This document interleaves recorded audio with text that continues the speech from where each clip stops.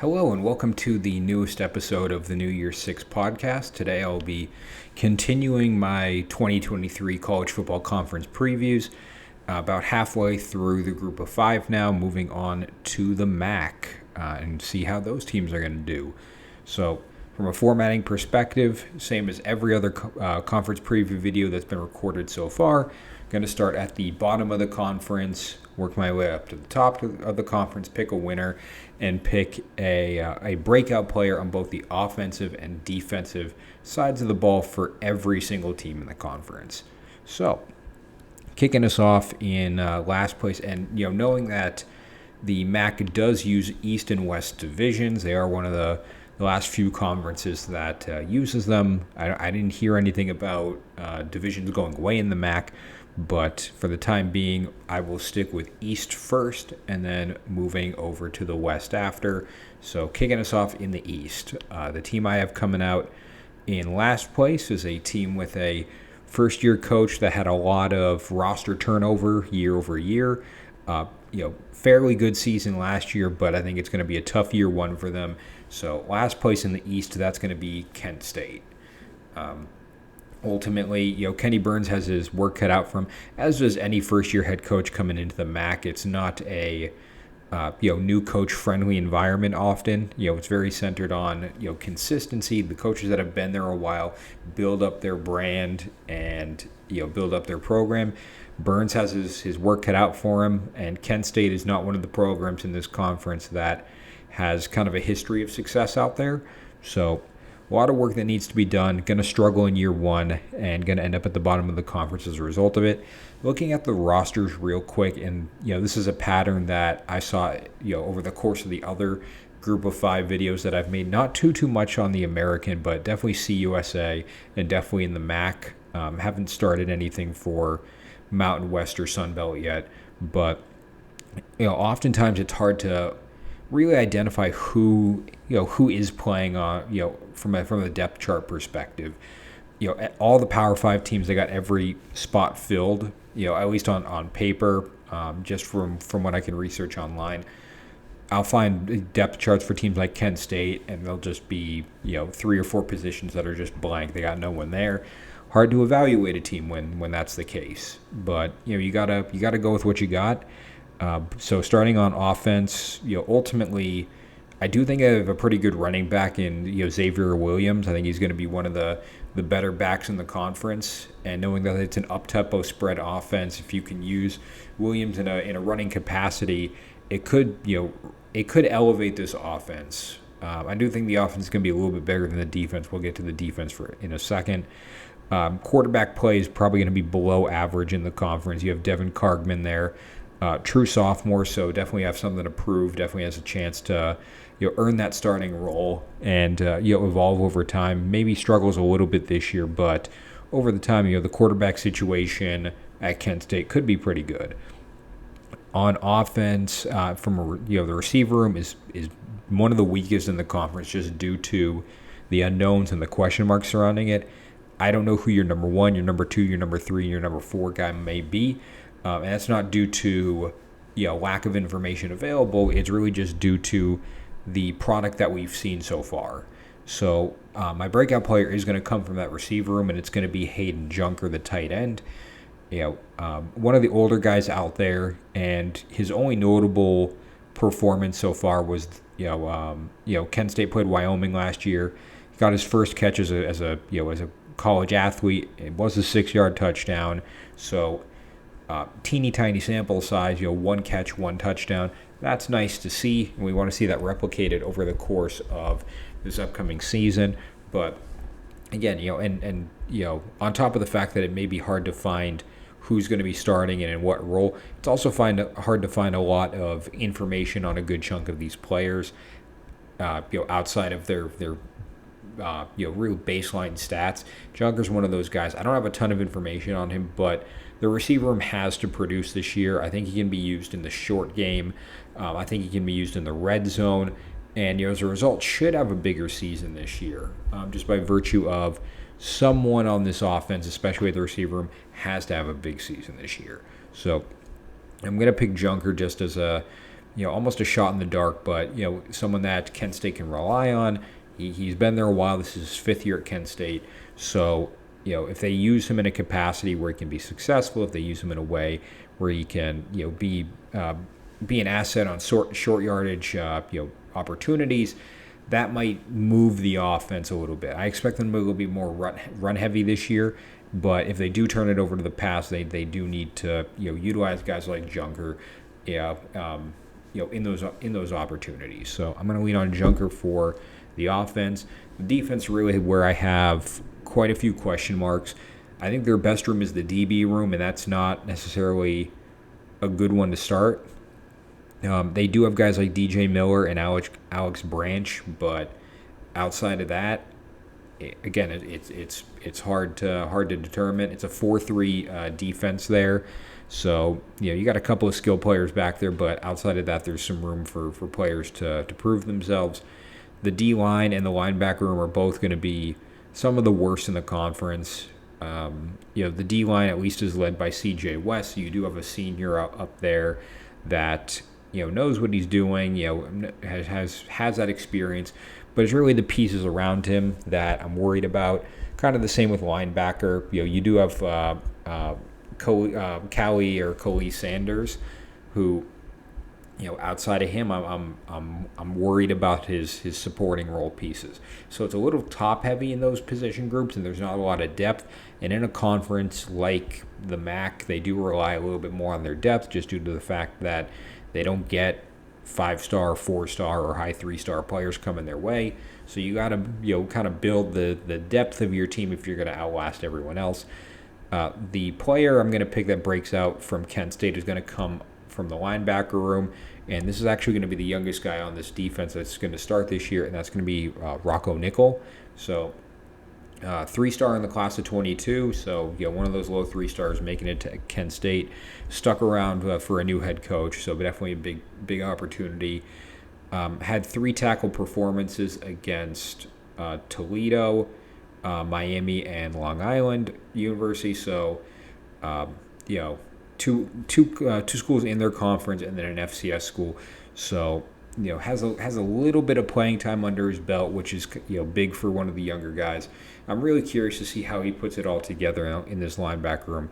The defense, from what I see, is pretty old, but hasn't really shown that on the field yet. So maybe I think a young leader like Nichols stepping up and contributing to this defense could motivate the future of the program. He could be your guy the same way that Devin Cargman at quarterback could be your guy for the future. So I look at Nickel on defense, I look at Junker on offense as your breakout players for a Kent State team that will, at least for the most part, struggle this year before potentially building up, heading into the future.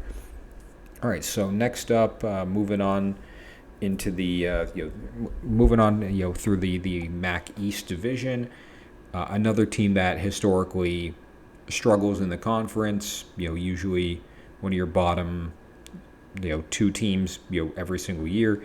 This is going to be Akron, so maybe a little bit of a step up. And just for a comparison's sake, I think these next, I think Kent State, Akron, and the team I have next, in my eyes, they're all pretty interchangeable in terms of where you put them. If you want to put Akron in last and Kent State in 5th, I could see it. But these bottom 3 teams are still pretty far away from competing for the conference title. That being said, looking at Joe Moorhead's offense in year 2, the receiver room's pretty nice. I got to give him credit there. Alex Adams, is a fundamentally good slot receiver in the conference. Daniel George is a guy who can pick up yards and receptions. So I'm not worried about them throwing the ball up. I think they have a pretty solid quarterback in DJ Irons, kind of like that middle of the ground, quarterback that's really needed for a team like Akron. The running back room, I think, is a little bit below average, and that's where I think your breakout player is going to come from. A player that I've watched in a handful of games over the course of his career, due to him being a transfer from Florida, and that would be Lorenzo Lingard. So Comes from Florida. Really only action last year was a touchdown against Eastern Washington, so an FCS school. Was there in kind of cleanup duty. Glad to see him get the end of the end. Glad to see him get to the end zone at least once last year.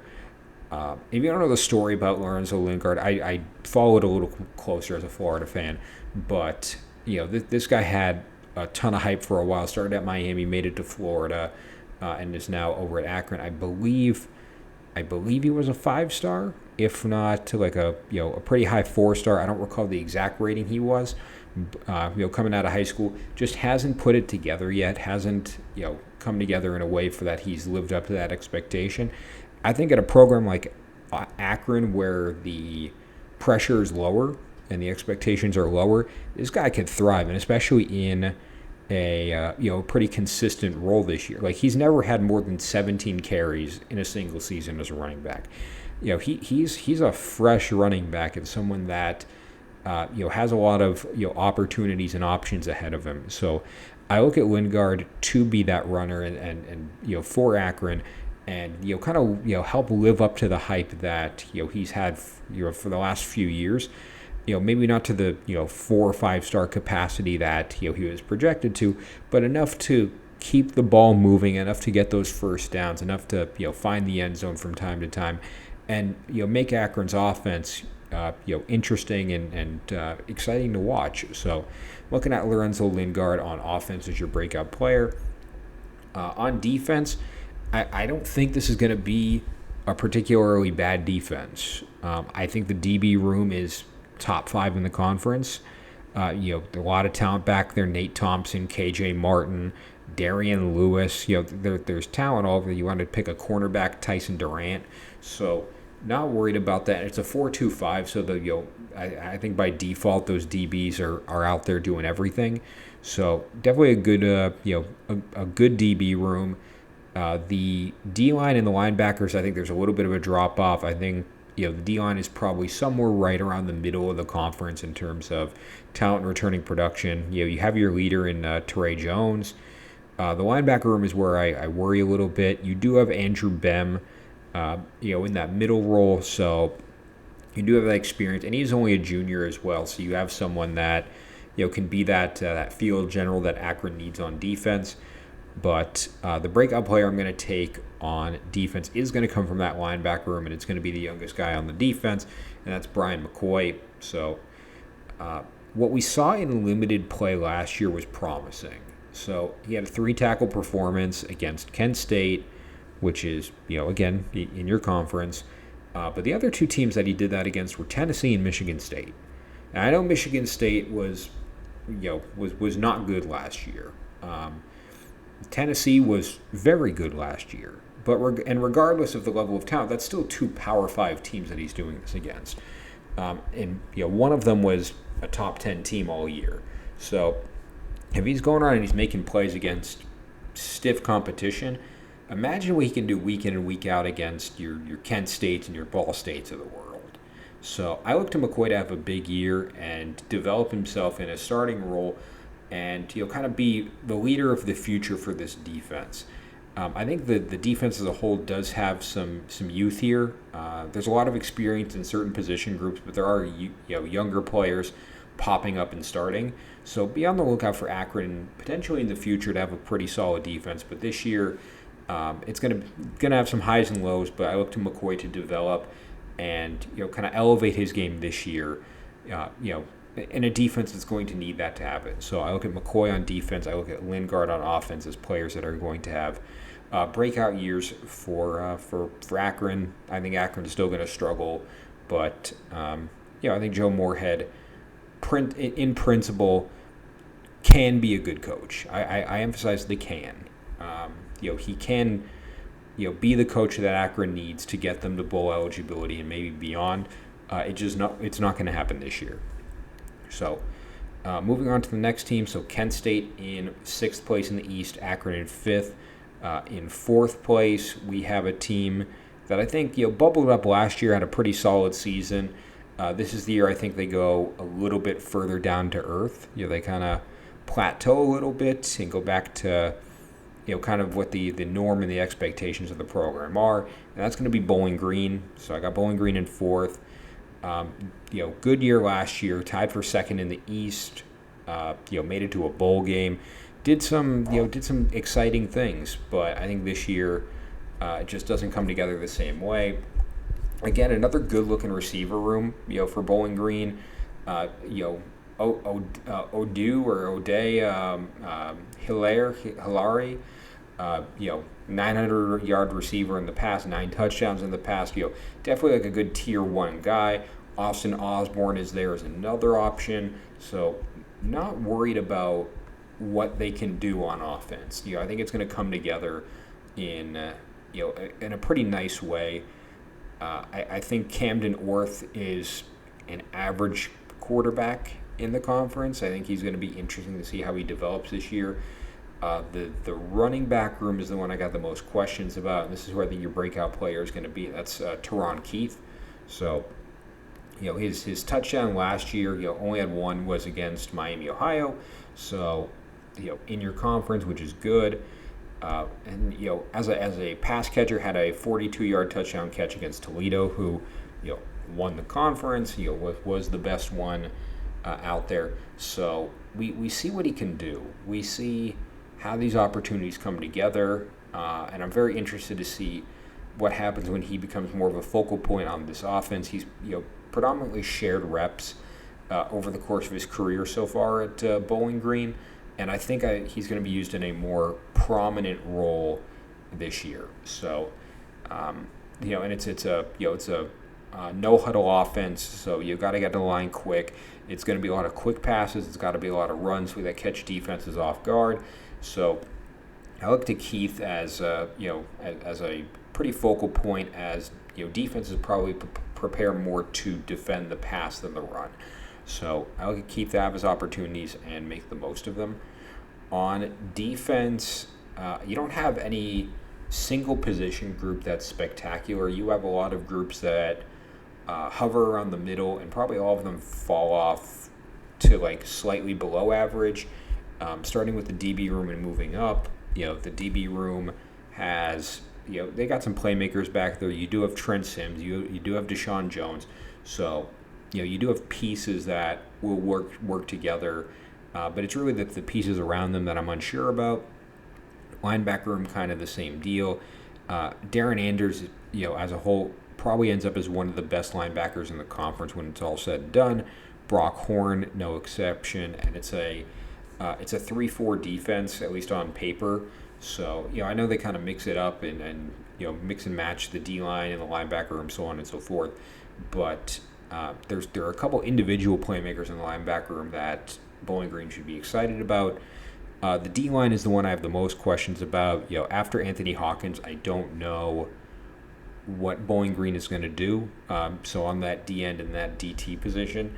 So my breakout player of Bowling Green's defense is going to be on that D-line, and it's going to be Jordan Porter. So 3-star recruit in the class of 2020. Really only notable play so far has been a sack and a forced fumble against Akron. So you got that strip sack that you need to disrupt an offense and make it more favorable for your defense out there. If they picked it up, then you get the turnover. But if you don't, then at least you're putting the ball further. You're making the field longer for Akron. You're making it tougher for them to score, and your defense loves you for it. So I look at that type of performance against a team like Akron. I look at the copy and paste mentality. If he can do that against everyone else on their schedule, he's going to have a good year for Bowling Green. Not my expectation, but he has shown us that it is a possibility. There's a chance he can do it. So it's someone that's going to put defenses on notice if he's playing at that level. So I look for Porter to have a big year. I look for the defense to, the D-line in particular, to step up, knowing that they're probably going to be slept on and underrated. So I look at guys like Porter to, contribute to that outcome if Bowling Green is going to surprise some people and kind of get back to where they were last year. So I look at Porter on defense, Keith on offense, as two players that will have good years for Bowling Green. as I think they regress back to kind of where they usually end up. But moving on to third place in the East, so Kent State sixth, Akron fifth, Bowling Green fourth, and really the next, yeah, I don't know who you want to think is interchangeable here. Would it be probably these next two? I think your winner is pretty clear and cut, but I think these next two are kind of interchangeable. It's a team last year that, at least in my eyes, had a pretty good year. And I think they expect a little bit more of it this year. They expect to develop upon it and capitalize on that, and that's going to be Buffalo. So second in the East this year, but I believe they were tied with Bowling Green this year. I think it's third place on their own. So just another consistent year for Maurice Linguist. I think Buffalo in this conference ends up usually being one of the better teams out there. So not too concerned about how they'll do. They'll go bowling, that's for sure. And I think Bulls fans are in for a good year. If that's what you're watching. On offense, there you have a good quarterback in Cole Snyder. So you got those pieces coming together. I think you have one of the best, one of the better running backs in the conference with Ron Cook. So not worried about how they're going to run the ball, not worried about how they're going to throw the ball, more so worried about who they're going to throw the ball to. Because there's a lot of question marks on this offense. On this receiver room in particular. There's a lot of unknowns, and a lot of these dudes that we have listed are experienced, so it just hasn't come together for them yet. But the player that I'm leaning towards most on having a breakout season is going to be Marilyn Johnson. So, ultimately, had a big game against Coastal Carolina last year. So in a case like that, I think he had 48 yards against them, something along those lines. That may have been where he scored his touchdown. Picked up one last year. So I expect a bigger game against or a bigger season developing upon that. Had 3 catches against Central Michigan last year. So it looks like he's being used more in short yardage opportunities. Kind of more of quick slants and post routes. They're not going for big plays against him, and I'm not opposed to that. I think when your offense is mixing it up, you gotta take what you can get, and I expect Johnson to have a bigger year after what he's done so far. I think if you're looking at the receiver room, your emphasis will probably be on Booby Curry, but if defenses aren't going to be watching Johnson, then the field will open up for him. He is a senior. He's been there for all of Linguist's years. I believe he was a Leopold recruit before Leopold left for Kansas. But I expect Johnson to have a bigger year. I expect him to step up more in this offense and come together as he does have the proper quarterback for that to happen. So with Snyder at the helm. The rest will kind of come together, and Johnson will have a bigger year. Defense is kind of the same deal. I like the D-line and I like the linebacker room. The D-line, has your leaders, Damon Williams, C.J. Bazile. So you have players out there that can make an impact for Buffalo's D-line. I think it's, top 5 in the conference for sure, heading more into probably the top 3 range. Linebacker room is the same. You have, Sean Dolak, who ends up probably being one of the best linebackers in the conference. So not worried about those 2 rooms in particular. The DB room is where I have questions, because after Marcus Fuqua, and I think maybe you throw Caleb Offord in there too, outside of those 2 guys, who is next? Who's playing nickel? Who's playing safety? Who's playing corner? Who's going to step up in a big way for Buffalo's defense this year? I think it's going to be Jalen McNair, who is my breakout player of the year. 1 game last year, so not a lot of not a lot of playing time so far. But I look at McNair as someone who's going to be in kind of a trial by fire situation, very limited on the field experience, probably more on special teams when it's all said and done. He's going to be thrown into a starting role. And when you look at it that way, he's going to be forced to step up. His expectation is to, lock guys down and make big plays. Come up come up to receivers and tight ends that are coming over the middle. He's going to be all over the place in a defense like this. A big 4-2-5.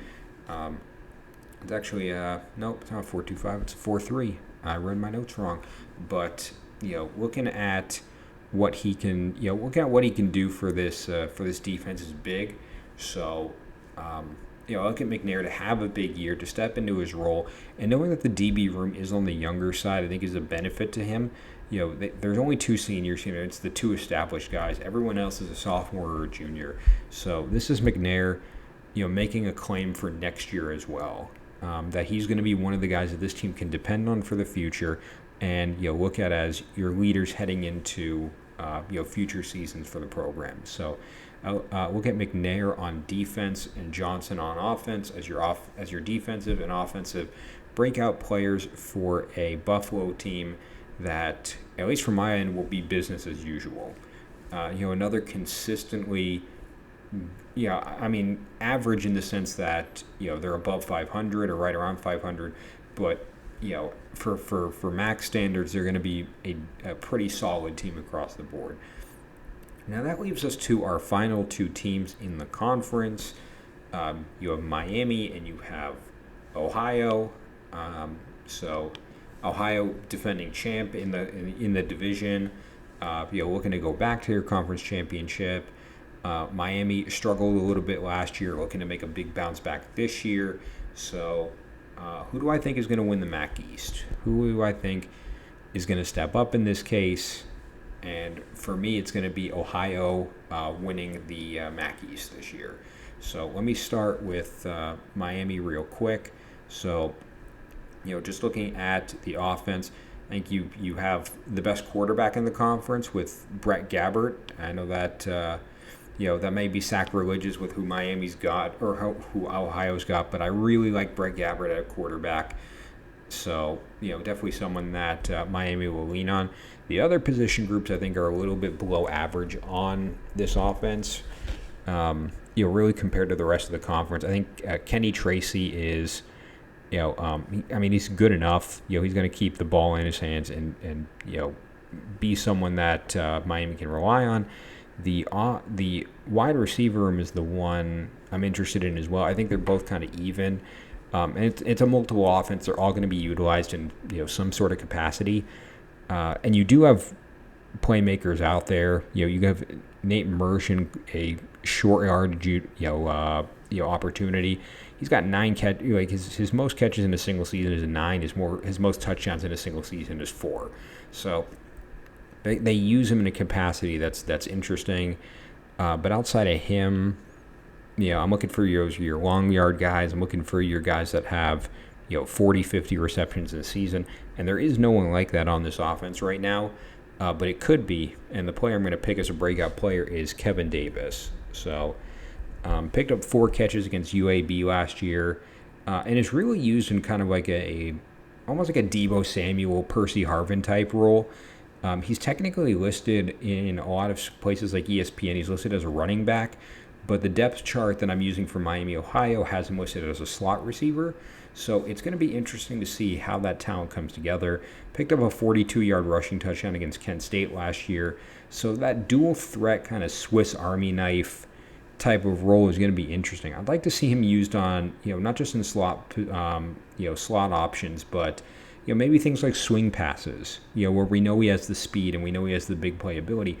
He's a real interesting commodity for Miami this year. And when you have a quarterback like Gabbert thrown to him, his opportunities and his options will come together. So I'm looking at Davis to have a big year for this offense and be a part of why Miami has the year that they do this year. On the defense, this is where I think Miami's really going to shine. They have one of the best D-line and one of the best DB groups in the conference. Skilled players pretty much all over the place. You have Austin Ertl and Kobe Hilton on that D-line there. So immediate playmakers that make a difference. The DB room is very similar. Michael Dowell is probably one of the best DBs in the conference. Jaquez Warren is fantastic in his own right.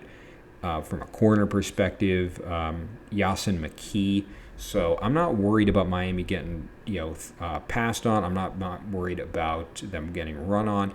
I like I think the linebacker room is the weakest just by virtue of how good the other parts of this team are on defense.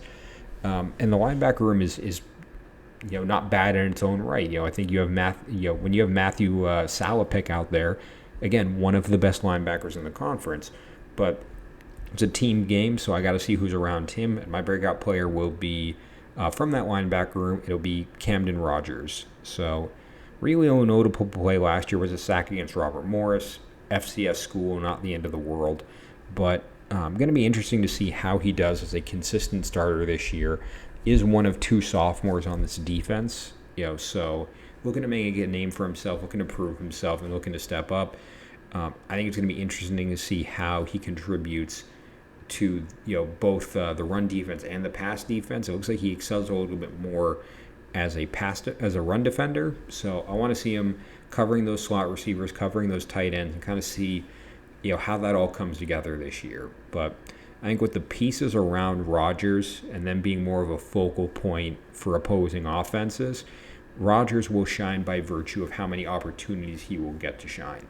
So I look at Rodgers on defense. I look at Davis on offense as your breakout players for a Miami team that I think bounces back this year, has a pretty big year, at least in my eyes, and evolves upon last year's team. And next up, we pick the winner for the for the MAC East, and this is going to be Ohio. Ohio's offense is electric. There's no easy way to say it. They have a fun offense. And Tim Albin is doing a great job out there. He's in year 2, and I think they have the best offense probably in the MAC when it's all said and done. Amazing quarterback in Curtis Rourke. Great receiver room, led by guys like Jacoby Jones, Tyler Foster, Miles Cross. It's the best receiver room in the conference. You can make an argument Curtis Rourke is the best quarterback in the conference. So that only leaves the running back room, and I don't think this is bad. I think if this individual bounces back, from missing all of last year, then this Ohio team is going to be electric from top to bottom, and that's going to be O'Shawn Allison. So didn't play a single game in 2022, sat out with injury, and from there, I really look forward to seeing how he bounces back, because looking at the past, I don't put down 2021 stats or lower or earlier than that because it's not as relevant, but in the past, he's been an 800-yard rusher. He's been a 6 touchdown guy. He's been 30-plus carry running back before. So if he can do that alongside a receiver room that's as talented as this, with a quarterback that is as experienced as this, Ohio's not just going to win the East. They have a legitimate shot at winning the MAC as a whole. And definitely interesting to see that all come together. But this offense is not going to be the problem for Ohio this year. The defense is where I think the questions start to rise up a little bit. It is a 4-3. I think you can consider it a 4-2-5 at times. I think they kind of switch around. But the linebacker group is it's the best 1-2 combo in the conference between Key Thompson and Bryce Houston. I am not worried about that linebacker room. I think they're going to communicate very well. They're going to get back in coverage when they need to. They're going to cheat up and hit quarterbacks and running backs when they need to. So I am not worried about the linebacker play at Ohio whatsoever. The DB room I think will be average in this conference. You do have some playmakers. You do have Torrey Cox. You do have Ben Johnson. If you want to take a corner, Justice Burchett. So the DB room will be good enough. I don't think they're going to Ohio's not going to be DBU anytime soon, but it'll be good enough where they're not getting embarrassed by anyone due to that position group. I think the D-line is very similar. I think that's a little bit of a step back. And I think, from a curiosity point of view, this is a very senior defense for the most part. There's 3 sophomores in the secondary, but everyone else will be gone this year, and a lot of them are grad students too.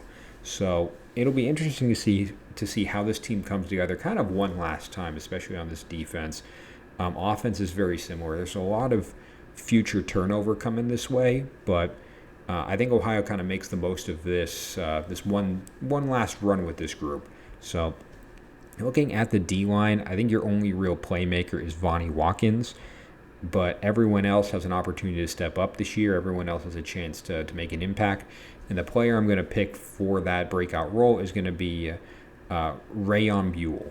So just looking at some stat line numbers real quick. Picked up a sack against Fordham, so an FCS school, doing what you got to do. And then picked up one against Penn State. So I don't know who he hit, if it was Clifford, if it was Aller, but that's a big time move. To be sacking a Penn State quarterback, in Happy Valley, like that's a big play. Pass defended against Ball State, so I'm sure he did that. J.J. Watt, stick your paw up there and knock it down, and it'll be interesting to see how this comes together again this year. I don't know who Ohio's out of conference is explicitly, but I expect them to be the top dog in the MAC East. I expect them to kind of breeze through it for the most part. I think Miami and Buffalo, they're up there, but they're probably not at that level yet. But I expect Buell to have a big year for Ohio. I expect the D line to develop over the course of the year to the point where they're probably not average. They improve over time and end up as one of the hopefully for Ohio, one of the better position groups in this conference. But it's going to rely on big performances from guys like Buell, who are ready to end their career off with a bang. And I think he's going to be one of the guys that does it. So look at Buell on offense, Buell on defense. Look at Allison on offense as your breakout players for an Ohio team that is going to make their way back to the MAC championship game. So moving on to the MAC West, and this is an interesting group out there as well. Definitely some quite a few candidates you can put kind of everywhere in this conference. But for sixth place, I'm going to pick a team that I think had a at least in my eyes an average year last year. Usually not known as a powerhouse in this conference, but a team that I'm really interested to see how they bounce back from. I think they're going to struggle this year, but interesting to see what the year-over-year difference is going to be, and that's going to be Ball State. Decent year last year for Mike New, but I think that just a lot of turnover, a lot of question marks. Very young team, especially on offense, and I just don't think it comes together this year. I don't see a single senior on this offense right now, which again, tough in 2023, but may come together in 2025 for another pretty good year. But with that in mind, it's a no huddle offense, but the tight end room is the one that interests me. I kind of group receiver and tight end together when I evaluate them, and knowing that there's not a lot of information on these receivers, there is a lot of information on the fact that it's a tight end friendly offense. Guys like Brady Hunt and Tanner Koziol are key assets for this Ball State team. So ultimately, if you can get your regular receivers to just play decently, the room as a whole will be fine. I already looked just with those two players. I think it puts you in the top 5 in the conference. From a receiver room point of view. Questions about pretty much everything else on the offense, though. I'm curious how Vaughn Pemberton does at running back, but I'm really more curious about Kiel Kelly. So this will be their quarterback this year. This will be my breakout player for Ball State. 3-star recruit in the class of 2021. Really known more as a dual threat guy. Picked up an 83-yard rush again, or 83 yards rushing against Miami last year. So very limited capacity. Hasn't been the starting quarterback for Ball State, and now he'll be thrown into the role. It's the Kelly era at Ball State. how will it come together? How will this work for Mike New? How will it work for Kiel Kelly? And how will this offense run with him at the helm? Um, it's too early to tell for me. That's why I don't have him ranked very highly. We haven't seen what he's done yet. We will see by the end of this year what he's done. So really interested to see how he uses the pieces of this offense. Really, the tight ends are going to be a big asset for him. Big for a new quarterback to have those types of opportunities. So I look for Kelly to evolve as a passer, continue to be a dual threat as a rusher, and kind of lead that Ball State offense in 2023. The defense, I think, is a pretty reasonable step up from the offense. The D line and the linebacker room are good within their own right. And I mean, just to clarify, I think these Ball State and the next team, I think you could flip if you're looking at the standings. I think 4 and 3 you could flip, and then I think 2 and 1 you could flip. But I'm going to go with what I've got. D line, I think they look good. I think you got Tavion Woodard as your real playmaker up front. So I think it's going to be decently tough to run on this defense. I think they're, at least in my eyes, a top 5 D line and a top 5 linebacker room. So not too worried there. The linebacker room, you got guys like Cole, Sidney Houston Jr., Cole Pierce. So not worried about either of those rooms, and it is a 3-4 defense. So they definitely have their playmakers where they need them. The DB room is where I've got some questions because outside of Jordan Riley, there's a lot of empty space, and there's empty space in terms of who's actually going to be playing. I can't evaluate players that show up as NA on the depth chart. So those questions kind of negatively impact my ability to assess this team. But with that in mind, I look at Lauren Strickland as your breakout player on this Ball State defense. So, really notable plays from last year were a forced fumble against Georgia Southern, picked up 3 tackles against Kent State. But when we look at the offense being younger, I see that the defense is a little bit more senior. And knowing that Strickland is one of those seniors and he has this experience in the program, I look at the defense to kind of rely on that. I look at them to understand what he's done, how what he's learned from the people around him, and now that he's going to be more of a consistent starter this year, Strickland should be in for a big year, at that nickelback role. So look at Strickland on defense. Look at Kelly on offense as your defensive and offensive breakout players of the year for a struggling Ball State team. I apologize about the sirens in the background. That's that was unintended. So Ball State in 6th place. Moving on to 5th place here. A team with a year 1 head coach, a team with quite a few question marks. Had a decent year last year, but really looking to see how they put it together this year under new leadership, and that's going to be Western Michigan. So ultimately, quite a few question marks really on all sides of the ball. I think that this is the worst defense in the conference, and at any position group. Pick one, and I think that I think their D-line is the worst. I think their linebacker room is the worst, and I think their DB room is the worst. I think they're going to get lit up. But before we get to them, let's talk about the offense, which I think is very similar. I don't not the worst per se, but definitely bottom 3 receiver room, bottom 3 quarterback, bottom 3 running back room. I know very little about Zahir Abdus-Salam. I know very little so far about Trayson Bourget. We just haven't seen these things come together. So it's a lot of younger players. The receiver room, kind of the same deal. We haven't seen a lot of them come together.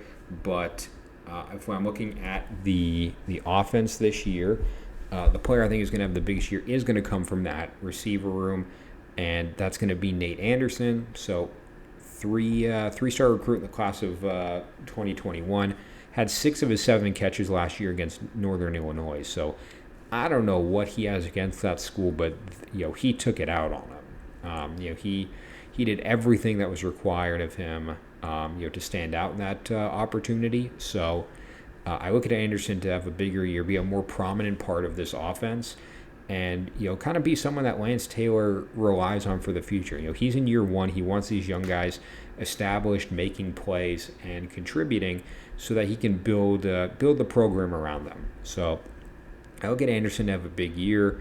I look at him to be one of the focal points on an offense that could go any way. And they run multiple schemes. Like they're not run heavy or pass heavy. Like they can do it. In theory, they can do it all. So why not throw to the kid that has the most to prove? So I look at Anderson as your breakout player on offense. On defense, as I previously mentioned, there's pretty much no playmakers of note that I see. You have Marshawn Nealand in the D line. You got Kenny H. Lovely at cornerback. Outside of that, find someone, because I'm having a hard time, and I got the whole roster in front of me right now. I think your breakout player is going to come from the linebacker room, just due to the fact that, I think by average it's probably one of the youngest ones out there, and someone is going to need to step up there. And the player I'm going to pick is Quentin Cannon. So, few games last year, picked up 2 tackles against Toledo, more of a special teams guy across the board. But, someone is going to need to be the leader back there. And if it's the weak side linebacker who's a junior, it's the weak side linebacker who's a junior. Western Michigan has to find their guy, by any means necessary on this defense. Fortunately, I think for the future, there is a lot of youth on this team. I only see 2 seniors back there. I think the offense, outside of the offensive line, I don't have that in front of me because I don't evaluate them for these previews this year. They only got 1 senior, so Western Michigan will struggle this year. I am not denying that, but keep an eye for the future. If these guys perform and these guys get coached up, Western Michigan down the line could be good, but it's going to take a big effort from guys like Cannon on defense, stepping up and being the leader that this linebacker room needs, and having that all come together. So I look at Cannon on defense, I look at Anderson on offense as your breakout players for a Western Michigan team that that will struggle this year. They're going to get those first year jitters under Lance Taylor, but we'll see how the future looks. So moving into 4th place after Ball State in 6th, Western Michigan in 5th. And again, these next 2 I think are pretty interchangeable. I have them both around bowl eligibility. Some might tick up, some might fall just short. But this team in 4th place here, tough year last year. Didn't really come together. I do expect a sizable jump this year. Maybe to bowl eligibility. We'll see. It'll be interesting how this comes out. But the team I'm going to pick is Northern Illinois. So, tough year last year. Finished last in the West. Just didn't have it. And Northern Illinois is one of those MAC programs that peaks and then falls off, and then peaks and then falls off. There's quite a few of them. There aren't a few there's only a couple in my mind that are consistently at the top. Northern Illinois is not one of them. They've had some good years over the past. Last year was not one of them, but I see them on the upswing. Part of that is going to be the play of the running back room. Ontario Brown is one of the best running backs in the conference. I think Rocky Lombardi is an interesting quarterback. I think he's definitely above average in the conference and will make an impact for this Northern Illinois team. The offense as a whole, I don't think is too bad. The receiver room is pretty average across this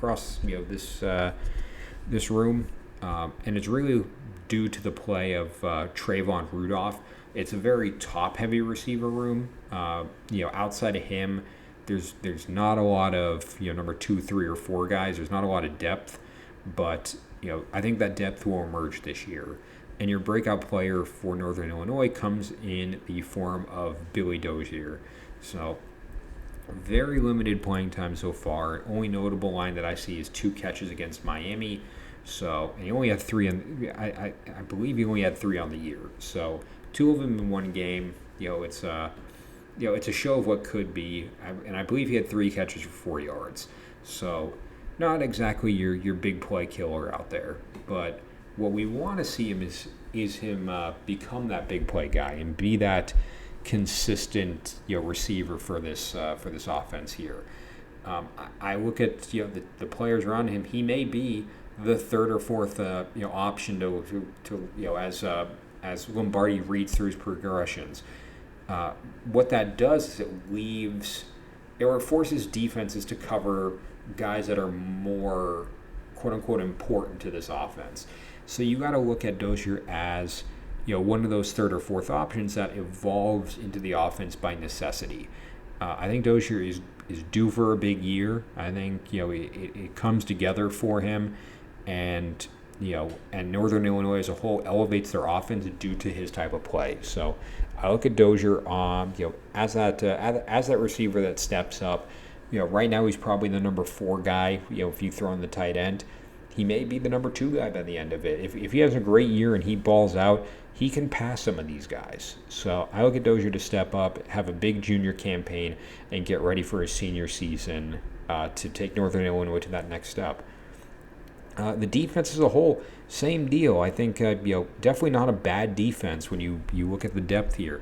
The D line is the best in the conference. You have Rasheen Thomas at one end. You got Devontae O'Malley at your defensive tackle. It's a 4-3 defense, and there are playmakers up and down. So I think good luck trying to run the ball in Northern Illinois. They got some big guys up there. I think the DB room is top 5 in the conference. And it's really guys led by guys like C.J. Brown and Javon Bird. So I think you're going to have a hard time running it on them. I think you're going to have a hard time throwing it on them.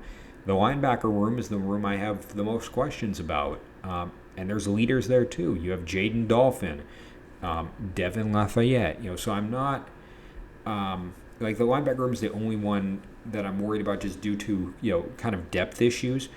Ultimately, a very young defense as well. I'm only seeing 2 seniors on this list. So keep an eye on Northern Illinois for 2024. That's my early preview for next year. But the player I think is going to have the biggest year or the breakout year on Northern Illinois' defense is Nick Alvarado. So true sophomore linebacker, picked up a forced fumble against Eastern Michigan last year. Picked up a sack and a half over the course of last year, one against Miami and one against Western Michigan, or a half against Western Michigan. So looks like he plays a little bit better up in that run defense type of capacity. It looks like he's going to be used more as a pass rusher, which when you look at the players around him in the position group, that's fine. You got guys. The other linebackers tend to play a little bit more back. So if you use Alvarado in more of as that 5th guy on the D line, he will excel. And again, as a sophomore, has time to room and has room to grow and has opportunities to develop. I think he takes advantage of it this year, and he has a big year. So, a sack and a half, or 1.5 sacks, and a forced fumble, last year. As a true freshman, build upon it this year, and you'll be that cornerstone for the linebacker room for years to come. So I look at Alvarado on defense. I look at Dozier on offense as the breakout players for a Northern Illinois team that I think bounces back pretty high this year. Moving on to 3rd place, so Ball State 6th, Western Michigan 5th, and Northern Illinois in 4th. 3rd place, a team that struggled last year. I think they should have a little bit of a bounce back year this year. Usually one of the perennial upper teams in the conference out of recollection, and I think they end up, at least in this case, on the top half of their division. This would be Central Michigan. I know Jim McElwain very, very well from his time in Gainesville, and I believe from what I've seen, he's had a pretty up and down time up in Tuscaloosa there. Or not in Tuscaloosa. Wow. He was in Tuscaloosa at one point as an offensive coordinator, but Central Michigan is not in Tuscaloosa. I don't know. I don't know what I was thinking. But Yeah, so he's had a pretty up and down time there up at Central Michigan, and you know, I think this is more of a middle year. Struggled last year, had a few good years with them so far, but I think this is kind of more towards the middle. The offense, I think, is pretty questionable, and that's no surprise. Where have we seen this before? A Jim McElwain offense that finishes bottom 100 in the country. Where have I heard this story before? So this is what I expect, more of the same this year. I have questions about Miles Bailey. I have questions about at running back. I have questions about Jace Bauer at quarterback. It's a youth driven offense. It's a very young group. It's a pretty young defense too, but I'll get to them in a second. But I think this receiver room ends up, pretty costing them pretty big this year, and this is where someone's gonna have to break out, and I'm gonna pick Marcus Young as that guy. So, Marcus Young, tight end. Only notable play last year was a 10-yard catch against Oklahoma State. So, I want to see more of that this year. I want to see more of everything of this offense this year, just due to the youth associated. They could ball out and blow me out of the water, but right now I haven't seen really anything of these guys so far. So, knowing the type of offense that McElwain has run in the past, it's going to be a lot of short yardage stuff, a lot of runs up the gut. So I'm looking for Young not just to evolve as a blocker, but also be involved in the short pass game. Hope to find the end zone, things like that, where he develops as a player. Especially as a sophomore, he has room to grow, and it'll come together for him. But I look at Young as your breakout player on offense to be that to take that next step as a tight end, and grow with the rest of this very young offense. The defense, I think, is definitely a step up. The DB room is one of the best in the conference. Trey Jones is one of the better safeties there. Dante Kent is a great corner in his own right. I think you can say, I don't want to get too deep in there, but Jaden Davis is a great safety. Javion Stepney is a good nickel back. So I'm not worried about the DB room, and it's a young DB room too. No seniors out there. So again, Central Michigan could be building something. This could be the middle ground, kind of calm before the storm year. The D line, I think, is average in its own right. Jaquez Bristol and Robbie Stewart are a 1-2 punch in the middle there, and it's a 4-3 defense. So they fill those gaps exactly how they need to. The linebacker room is where I think there's probably the most room for questions, but it's not a bad linebacker room. It's a little below average in relation to the rest of the conference, but I think with everything they've got going on, this is where you have some opportunity to improve. Fortunately, you do have guys like Kyle Moretti. You do have Justin Whiteside, who have that experience and have that seniority or have that leadership under their belt, which will translate to a better defense over the course of the year. But the player I'm most interested in looking at this year, and I think is going to have a breakout year, is going to be Nick Apsey. So strong side linebacker, senior, one of only 1, 2, 3 on this defense. So he needs to have a big year before he graduates and heads off to whatever he's doing next. And what caught my eye is the type of opponents he's showed out against. Forced fumble against Oklahoma State, pass defended against Penn State. So I look at that and I think he's doing that against Power 5 opponents. Keep that up through the whole year. You got an 8-game schedule if you're Central Michigan, in conference. I want to see forced fumbles and passes defended against Western Michigan, Ball State, Toledo. I want to see it against the big dogs in your conference, and I want to see you take over this conference as a senior.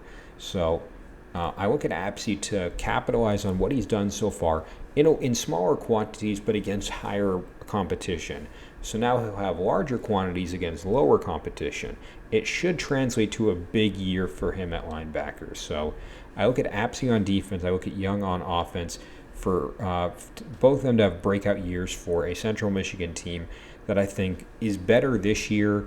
Whether or not they hit bowl eligibility is to be determined, but they're definitely going to be closer to that mark than they were last year. So that brings us to final two teams in the MAC West, and the two teams that tied for first place in the MAC West last year. So it's fitting that they end up in this spot again. You have Eastern Michigan, you have Toledo, the defending champion, looking to go back to their conference championship and defend their title. Eastern Michigan looking to play the spoiler and end up back, and end up in a conference championship for the first time in, from my understanding, probably a while. So the team I'm going to pick to win the MAC West is going to be Toledo. So get to them in a second, but I'll stick with Eastern Michigan for the time being. I think they have a very interesting looking offense this year. Really, just the running game that's been established there. Samson Evans is the premier back in the MAC. It's going to be a run-first offense, and we're going to enjoy watching it. They're going to run it down your throat. It's going to be interesting to see. It's going to be exciting, and I think Eastern Michigan fans are going to have a good year with that. I think your quarterback is kind of up in the air. Younger guy, Austin Smith. Interesting to see how it comes together for him. The receiver room is really just led by one guy, and it's Tanner New. Really, everyone else is a question mark. There's very little information on who's done what, who's going to be where. But just by virtue of what I have uncovered and what I have discovered, I think your breakout player is going to be Caden Keefe. So, by virtue of Smith has to throw to someone. He can't throw every single pass to Tanner New. So he's going to spread the ball around. There are multiple receivers that will be starting this year that have no career receptions. So, this is a guy who's been in the program for a few years now, knows Chris Creighton's offense inside and out, and is ready to make a move. I know he's played more in a special teams role, hasn't really made it onto the field as a pass catcher yet. This is going to be his moment. This is going to be his chance to step up. This is going to be his chance to help Eastern Michigan cross that finish line and make it to a conference championship. And if the receiver room develops, due to that, it's going to be on the back of a big year from Keefe. So that's who I think is going to break out for this receiver room. I think Keefe is going to be one of those guys that develops in a big way and rises to the occasion. The defense is, I think, pretty similar to the offense in the sense you have one great room, and that's the linebacker room. A great 1-2 punch with Chase Klein and Joe Sparacio. So two seniors there that are ready to go out with a bang. 4-2-5 defense, so you definitely want to see those linebackers contributing. The DB room is talented in its own right, probably average, like middle of the conference, and doing enough to showcase their playmakers. Kempton Shine, TJ Peavy, Quintavious Scandrett. So you have corners and safeties that are big playmakers for Eastern Michigan this year, and will showcase why it will be difficult for offenses to score through the air. The D-line is the one I have the most questions about. This is where I think Eastern Michigan will fall short, is teams will be able to run on them, because outside of Peyton Price, I don't know who your big guy is, and I do think it's going to come in the form of Joseph Zielinski. So that's going to be my breakout player.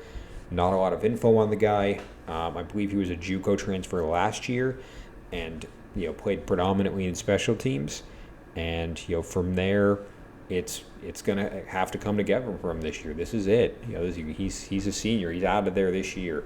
So again, I think with the emphasis that opposing offenses will have on the run game, knowing that that's probably the best way to beat Eastern Michigan, his opportunities will come. It's gonna happen. It's gonna take some time, but I don't think Creighton would put Zielinski out there as a starter if he didn't believe in him. I don't think he would put him in an opportunity like this if he didn't think he was ready. So I think Zelensky has a big year. I think O-line are probably more focused on other pieces of this defense, whether it be on the D-line or in the linebacker room. So maybe Zelensky's just getting one-on-one battles, and he beats his guy and makes a big play or two for Eastern Michigan. I think that's the expectation. I think that's the desire for Eastern Michigan, especially as they try to compete for a division championship and a conference championship. So I look at Zelensky on defense. I look at Keefe on offense as your breakout players for an Eastern Michigan team that goes right back to a successful year. Probably develops upon it a little bit more and competes for the top spot in the West. So now moving on to Toledo, a very well-rounded, very talented team. This is a team that very realistically is a double-digit winner. I think it's a team that they are. This team is better than last year's team. That's the easiest way to say it. I think they have one of the best receiver rooms in the conference with guys like Jerwan Newton and Devin Maddox. I'm not worried to see how they put that together. I think DeQuan Finn is one of the best quarterbacks in the conference, so not worried about how he's going to play. The player I am interested in seeing a little bit more of is Jacquez Stewart at running back. So that would be my breakout player. But I don't think he's bad in any way, shape, or form. I think he's one of the better. I think he's a top 5 back in the conference. It's just that the QB situation is better and the receiving room is better. So this is a team that's a little bit easier to evaluate because we know what we're getting. I look at Stewart as a running back last year, picked up 122 yards and a touchdown against Central Michigan, a 48-yard run against Buffalo. So he can be a big play guy. He can be a century-plus runner. So I look at things like that, and that he can do it consistently over the course of the season. It means that if a receiver goes down or a Finn goes down, that and the offense needs to pivot to more of a run-heavy offense, they can do it. So I look at Stewart to have a big year just by virtue of this offense as a whole is destined to have a big year. This could be one of the better Toledo teams in school history when it's all said and done. Like that's how far I'm going to go on this. So I look at Stewart to have a big year. I look at him to break out in a way where the offense doesn't need to revolve around him, but it can, if that opportunity arises. So, and looking at the defense, every position group on this defense is top 5 in the conference. The best DB room in the conference. Every player on this defense is a playmaker. They're all seniors. This is it for Toledo. If you really break it down to its nuts and bolts, this is gonna be the all-in year for Toledo. So just to quickly summarize, Max and Hook, who else? Nate Bauer, Zachary Ford. Let's take a DB. Let's take a cornerback. Quinion Mitchell, and let's just give props to the whole room. Chris McDonald. Every single one of them is a dynamic playmaker. I have a hard time seeing anyone in this conference being able to have success against that DB room. I think the D-line is top 5 in its own right, and they've got playmakers. They got Judge Culpepper, son of Florida Gator great Brad Culpepper, and two-time Survivor player. So I think having him on that D-line, I think he came over from Penn State, I believe, last year. So big time guy, ready to plug holes and keep running backs at the line of scrimmage. That's your leader out there. The linebacker room is very similar. Dallas Gant is one of the best linebackers in the conference, and then his partner, who I think is going to have an even bigger year this year. Your breakout player is going to be Jackson Barrow, and this is a 4-2-5 defense here. So really the only notable stat line that I have is a sack against Liberty and then 4 tackles against Northern Illinois. So Liberty was independent, but now they're group of 5, kind of par for the course. 4 tackles against Northern Illinois is a good performance. But again, it's hard to pick out one just because so many of these players have had great years in their own right. And Barrow has contributed in the past, but knowing that he's a junior and looking at, a defense with 9 seniors on it, I'm looking at the future for Barrow. I'm looking at, he can be next year's Dallas Gant. And all it requires is a big year in 2023. I think offenses are really planning around, it's probably going to be a little bit more run heavy, if I'm being honest here, just due to the fact that it's going to be so hard against them, scoring against them through the air, that he's going to have to develop as a tackler. He's going to have to develop as a block shedder. He's going to have to do these things in order to have a big year, in order to help Toledo, go back to the top of the mountain. And I think he's capable of doing it. So I look at Barrow to have a big year on defense, kind of alongside everyone, and then Stewart on offense for a Toledo team that that goes back to the conference championship, continues to make a name for themselves, and has another huge year. So that brings us to our conference championship, which is a rematch of last year. It's Ohio versus Toledo. How does the result go this year? Is it Toledo taking home the crown again? Is it Ohio, stealing it back and becoming the new champions of the MAC? So who do I have winning the MAC in an Ohio versus Toledo conference championship? And the team that I have winning the MAC this year is Toledo. I don't think this is a surprise. This Toledo team is stacked. I mean, this is going to be one of the best Toledo teams in school history. Let's call it how we see it here.